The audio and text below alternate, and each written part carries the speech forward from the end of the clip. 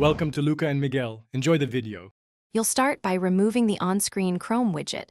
This is often the thing you mean. Make sure Chrome and Android are updated because behavior differs by version.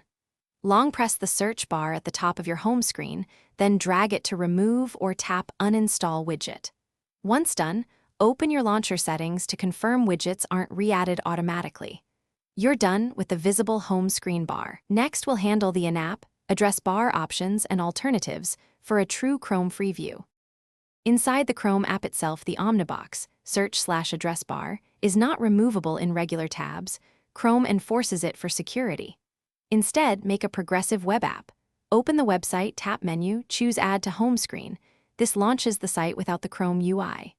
If you need broader full-screen browsing, enable immersive flags, Chrome//flags, or choose a browser that supports kiosk or UI-less modes. Make sure to test the PWA launch. It gives a clean, address bar-free window for specific sites. Finish by rebooting the phone to lock in changes and clear Chrome's cache if you see odd behavior. Make sure no utility or launcher is re-adding the widget.